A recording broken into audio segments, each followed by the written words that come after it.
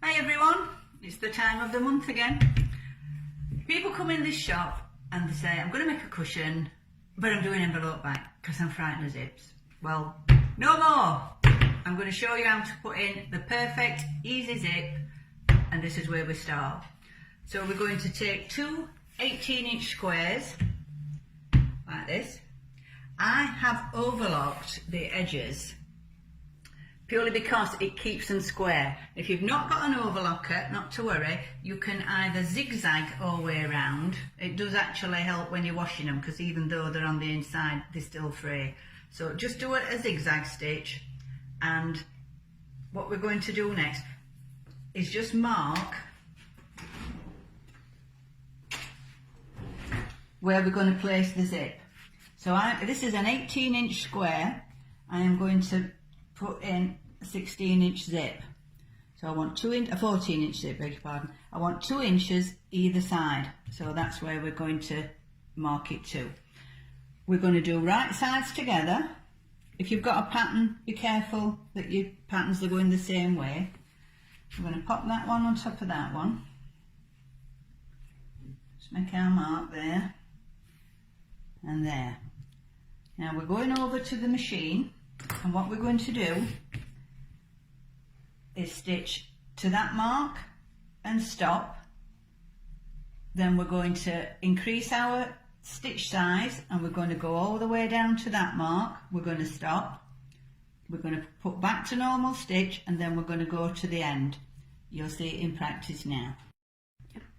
So here we are at the machine. So a zip is 1 inch wide. So what we're going to do are 2 half-inch seams. Okay, so that's my half-inch mark.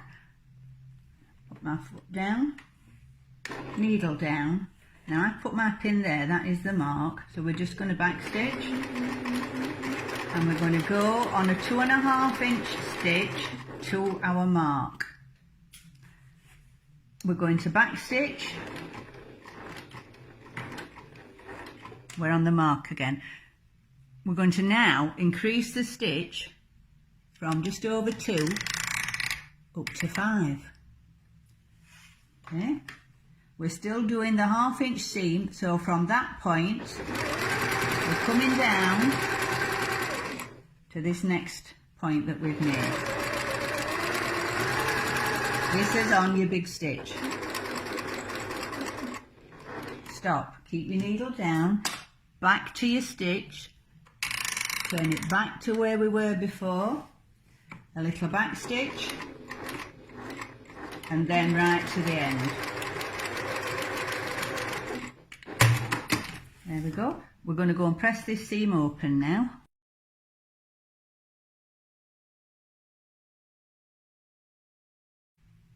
So we're back at the machine. I've put my zipper foot on. This is my zip. Now it's going to be right side down on the mark that we made, which is there. We're going to line up that little noggin on the zip, and we're just going to lay it on top of that seam. And really, if you can see, it's just in line with the edge of our seam. That's where I said this is 1 inch and we've done 2 half-inch seams. So I don't need that pin. So we're going to come in. I'm going to put my foot down. As you can see, I'm in the middle. All these zipper feet are different. I've purposely chosen a zip with a metal stopper on. Some are plastic, some are metal. And it's also got metal at this other end.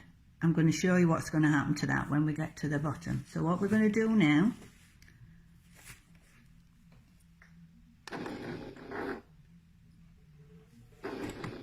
little back stitch, and we're going to come all the way down. You can see ridges in here, and that's what I'm going to follow. I'm keeping just this side of the teeth all the way down. Open your zip right down.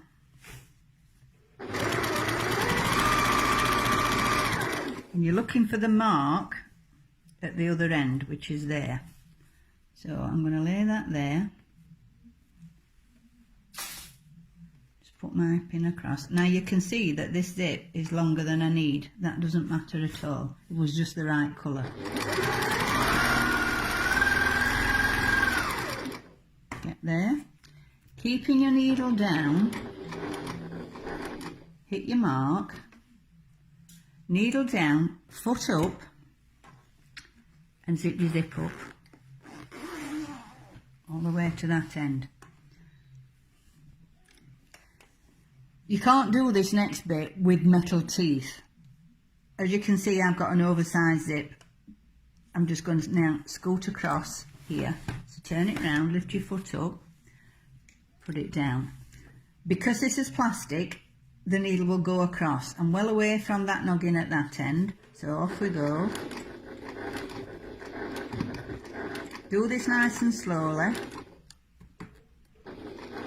And you're aiming to finish on the same point as you were before.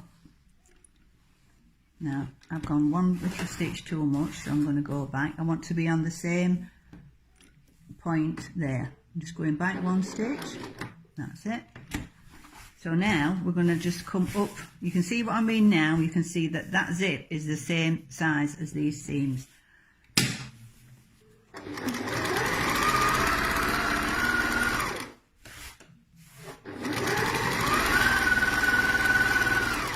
As you get towards this end, you're not going to be able to come past there, so we're just going to get a little bit nearer. Needle down, foot up, and push that stopper through. Past your foot, then put your foot down. Then you're going to come past there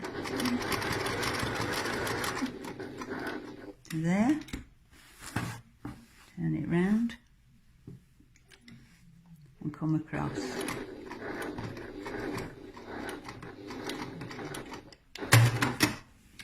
And come out. So here we are, the zip is all encased. You don't have to chop this off, but I'm going to do.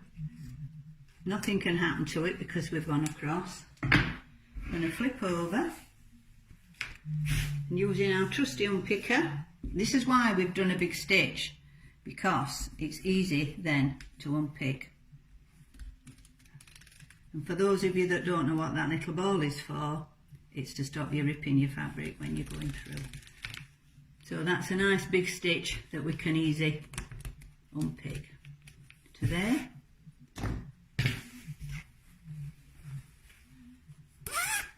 The hardest thing about this is just pulling all these bits of cotton out.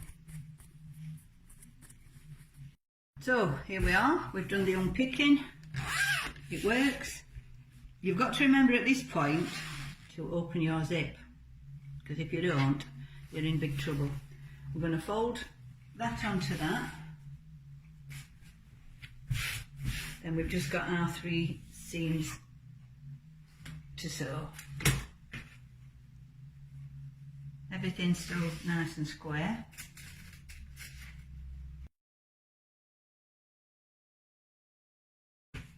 Back to the machine.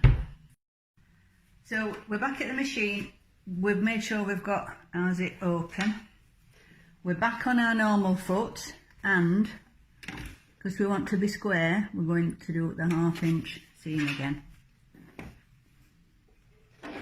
Little back stitch and then just go all the way around.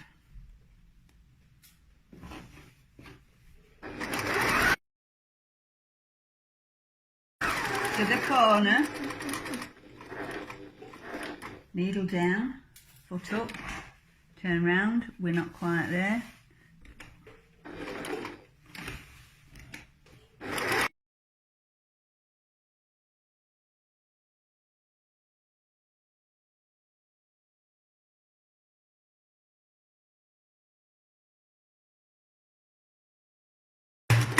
Perfectly square. So we're back now, we've gone all the way around. A little tip now, I like to press my seam. So what I'm going to do, because you can't do it when you've turned it inside out, I'm going to go to my iron and I'm going to press that seam open before I turn it.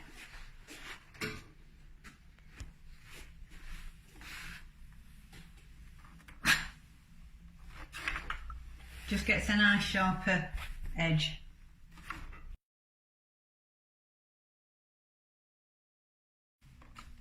There you go. This is why we needed to make sure that we were keeping that zip open, otherwise we wouldn't have been able to get it.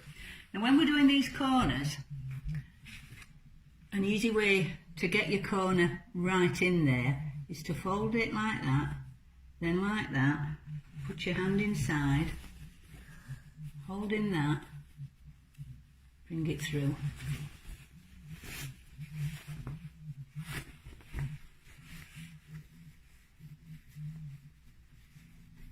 And you get a nice tidy, it doesn't get bulky. You can still get your little corner turner in there, but that is completely flat now rather than a bumpy mess. So I'll just quickly do the others.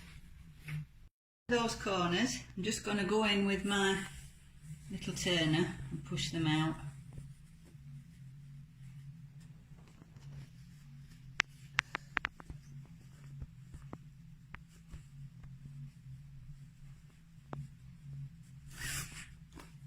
That's a nice corner and it's flat. Just folding them over on that line, on your stitching line, just gets them nice and flat. And then that's that one. How good a corner is that? Final little press.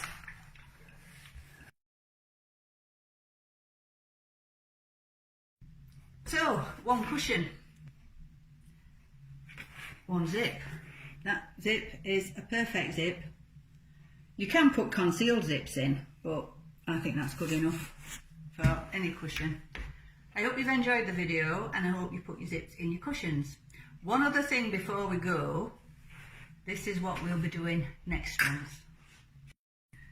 So in readiness for the Jubilee, next month I'm going to show you how to make bunting, masses of it, meters of it, quick, cheap and cheerful. Look forward to seeing you soon.